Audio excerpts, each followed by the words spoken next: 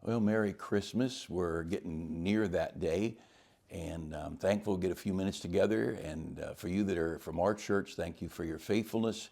Building's been full Sunday morning, Sunday night, Wednesday night, and it's just been, church is only valuable if it's helping people, and it's not just the pulpit that makes the difference. In a church, it's the people who make a difference. And it's our bus ministry, our jail and rest home ministry. It's looking after the people that are sick and going to the community and like our big day at Thanksgiving, just getting groceries to people. But it's not just food, it's the gospel. It's every Sunday school teacher, every nursery worker. It's our teenagers. Wow, we've got the most faithful bunch of teenagers there. Our whole bus ministry basically is run. There's a few adults here and there. The driver's usually an adult and then a bus captain.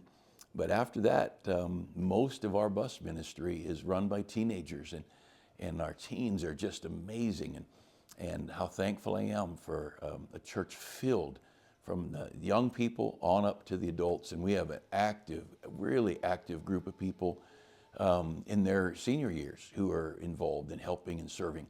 And I'm at home, obviously, and so if you hear dogs running around or the cuckoo clock or the grandkid or whatever, if there's toys here in the background. But I wanted to just take a moment and just encourage you during this Christmas time to remember what we're here for. We're not here for me. We're not here for, people say family is everything. No, as a matter of fact, Jesus is everything. And family is a great asset, but there's a lot of great Christians whose family's not with them. You never heard anything about the Apostle Paul's family. And Peter's had a mother-in-law, so we know he was married. But the family's awesome. I love family. But Jesus at one point said, if you're not willing to forsake or hate your father or mother, your kids, whatever, you're not worthy. And then another time he said, think not that I'm come to send peace, I'm come to send a sword. And he said that, but then he said to put a division or a sword to divide the mother and the daughter. And family divisions are a pretty normal thing in Christianity. And I love my family. I love getting together. Think Thanksgiving, we had 22 people here or 21 people here. And this for Christmas, we'll have some people not here that were at Thanksgiving. Others, my brother and his wife from Arizona will be here for Christmas. And I love family. I love my family. I love that. I love my kids and certainly love my wife. I'm so thankful for her putting up with my world and me all these years. We're approaching 50 years. We're 43 years married, and I'm so thankful. But Jesus is the one, and He is the one to be preeminent. He's to be lifted up above everything else. And as we come toward Christmas this weekend. We have in my Sunday school class, we're having Christmas breakfast together, and we'll have tables set up and decorated, and different people we're having a big. I'm bringing crepes, and we'll fill them with fruit, and we'll have all kinds of other things, a lot of other food, but different people bring us. We're just gonna have, and we'll still have our lesson. Each week's been on a different group of people. Joseph and Mary, and then the wise men, and the king. And then this week is on Jesus himself. And what a good subject to teach on. And then the church morning and evening. And then Wednesday night, next Wednesday, is Christmas Day. And we're having church, but it's going to be a birthday party. We're going to have a big birthday cake, and people are bringing their desserts left over from home, or they're bringing their own desserts, whatever they want to bring. And we'll have a big dessert potluck. And we're doing some special things in the service. And I hope you'll just be a part of everything. New Year's Eve, Tuesday night, a week away, 10 days away, we'll have a special New Year's Eve service on Tuesday. And we're not going to stay up too late. It's kind of, here's what we're doing, and when we're done, we're done. But we've got some fun planned, and we're going to start with a potluck at 6 o'clock. But church is the next day, and we don't want people to stay up so late Tuesday night that they miss partying, that they miss Wednesday night church. First day of the year, January 1st, we ought to be in church if we can. And so that's what's going on there. But thank you for 2024. Thank you for the last 5-6 years. Members of Faith Baptist, thank you for your friendship, for your faithfulness. And it means an awful lot to me. Hope you'll pray for our country. The devil is fighting, and certainly the Lord is putting things in place and in a wonderful way, I believe. And it just might be that there's a chance for some revival, but it's the church has got to get the job done. We've got to be faithful. We've got to be in our places. If we don't care, why should God care? And then anyway, but I love what's going on in our country. It's a war, it's a battle, but I love what I get to do now. Today, the other day, trying to remember what day it was, I talked about Jude, where he said, "Earnestly contend for the faith." And my title was "Someone's Got to Be Contentious," and no one likes those kind of things, but it's a reality. It's just an honest to goodness reality. And as we're considering this matter of taking a stand and being what we're supposed to be for God and lifting up the work of God. And here we're approaching, normally I'll do these video morning moments Monday, Wednesday, and Friday, not always, but most of the time. And then Tuesday and Thursdays, I'll have a podcast out often, not always, but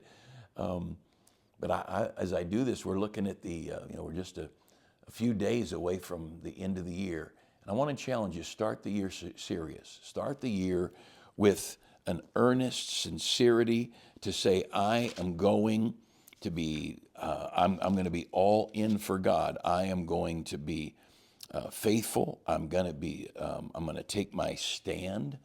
I'm encouraging people, think about what you're going to do for God, for Jesus. This is his birthday, if we're talking about that.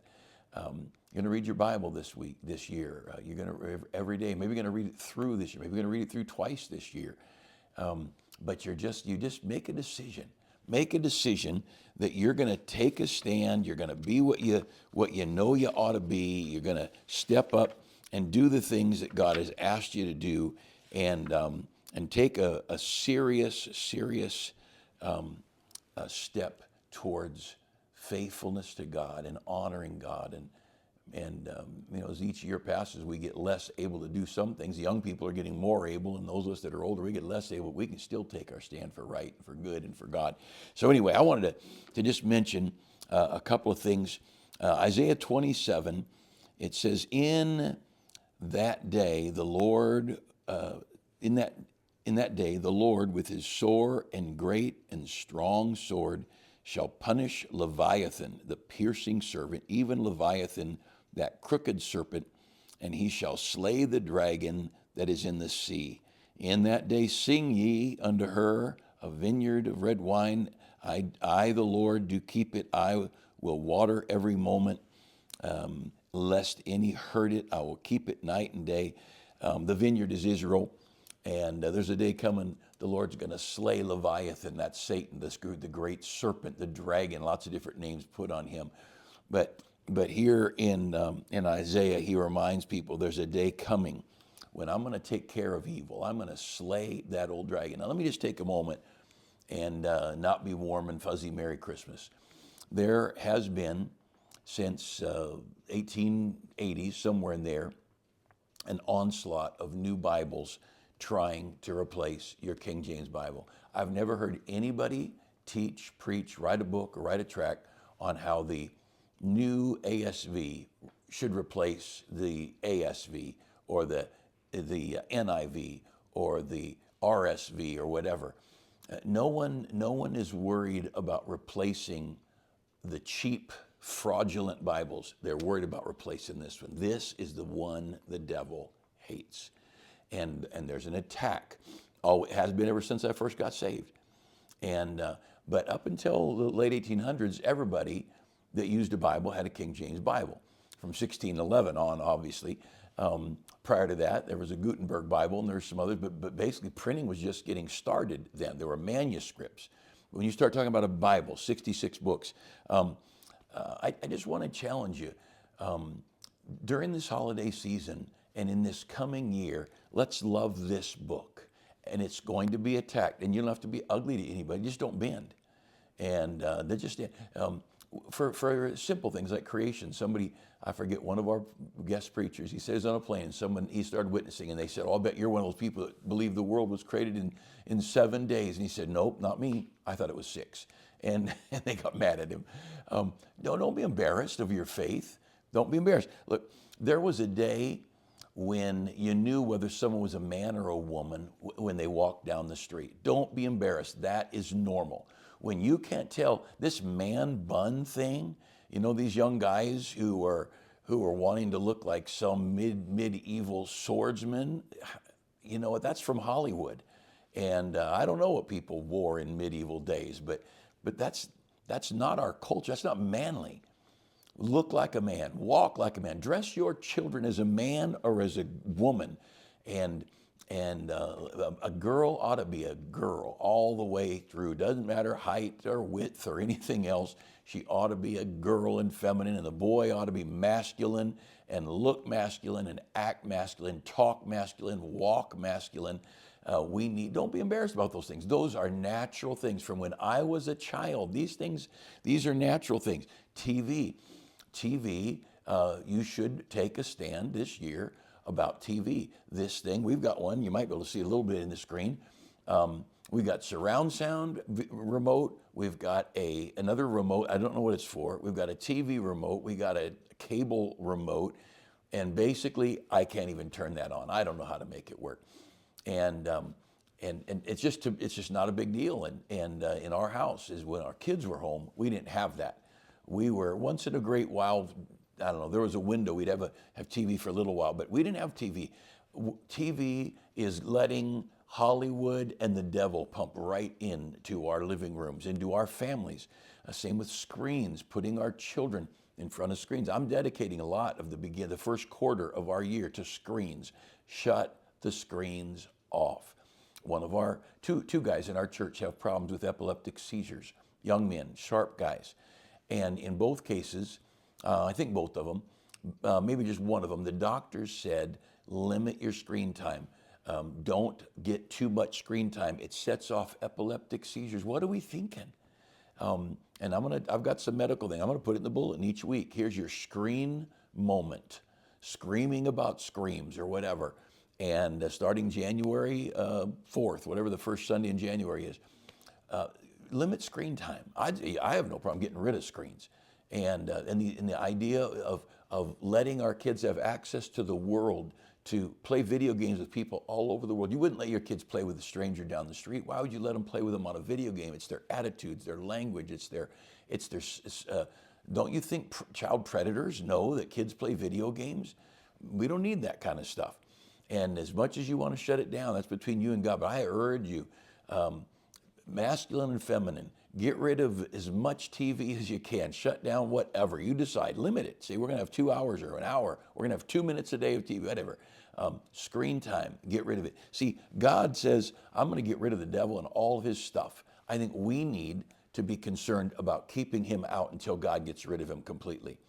And this gender blurring, the unisex, they called it unisex when I was a young person, unisex haircuts, unisex shirts, and all this stuff.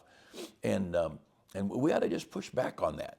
And you young men, young ladies, don't be embarrassed at all about being a girl, being a guy. Don't be embarrassed about being strong. Don't be embarrassed. Don't be embarrassed about being a strong girl, but be a feminine, strong girl. But we ought to be concerned. Don't be embarrassed about church attendance. As we get ready to go into a new year, don't be embarrassed. Go to church. Just go to church. And often someone says, preacher, I'm going to miss church tonight. I got family coming from out of town. I never say a word. God bless you. Have a great time. But you know what? Family comes here. We're going to church. Now, they could stay here and watch TV while I'm gone, whatever they want, if they can figure out how to turn it on. But we're not doing that. I'm not missing church.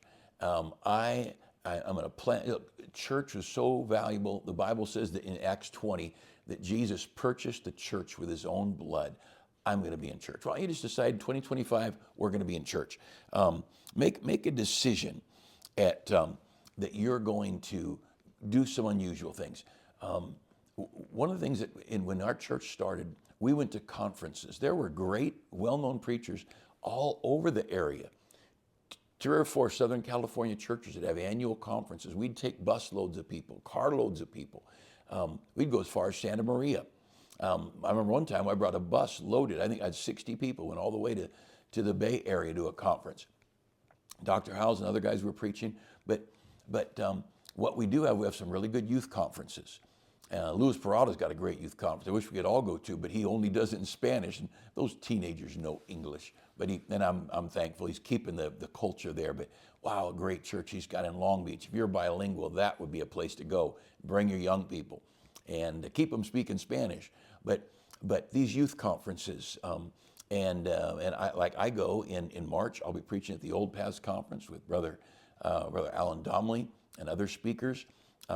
We'll be taking a group of young people to Kentucky this spring for the Young Fundamentalist Conference in September. I'll be going to Brother Jeff Fugit's Church Growth Conference, teaching about Sunday school work, church work. That's a great conference to go to. When Brother Howes was alive, we'd take 20, 30 people at a time back to Indiana to hear the people at pastor school. There's some things we need to get rid of, things that are creeping into our lives, and we need to resist it. And then there's some things that have crept out of our lives we need to get back in. Family, Bible, and prayer. We ought to get that back into our lives. Bible reading with the family. And you might say, I don't know how to do it or what to do. Well, I'll tell you one thing you do it during a mealtime. I used to read the Bible to my kids every morning during breakfast. And they were busy eating, and so I'd read. When did I eat? I ate before them or after them or not at all. But Bible, family, Bible, and prayer. Let's just, we get through this year and get into next year. Let's decide to have a Christian home. Why not get into a ministry? Add something that you're doing for others. Get involved. Bring your children to the rest home and get involved in a rest home ministry. Get on a bus route. There's always room for workers on a bus route. If workers, they're going to work. They're going to go out on Saturday. They're going to visit people. But as we end one year and start another, the scripture here, and there's so many more like it. I love this. You go back over to Isaiah 14 and Ezekiel 28. God says of Satan, he says, thou shalt be brought down into hell. You're finished. Now, until that day, he has been working. He works every day to creep into our lives through attitudes and through things. Books and magazines used to be the big influence, but now hardly anybody reads books or magazines, but now uses your phone. And your kids don't need a phone. They just don't. You say, I want my kids to have a phone. All right, get them out. Why? You want to get them a phone so they could call home. Get them one of those phones that has 3 numbers, Dad, Mom, and 911. Okay, do that. And they're not going to have that phone out. You won't have to worry about that. But there's all kinds of limitations. But our kids, we didn't want our kids to have a phone until they were driving, until they were in college. And your phone, we have, in our Christian school, we've had more kids get in trouble and get kicked out of school because of their phone than anything else. Phones are deadly. More pornography has gotten into the hearts and minds of our children through phones and these portable PDA, these screens. There's some stuff we got to push out, and there's some stuff we got to bring back in.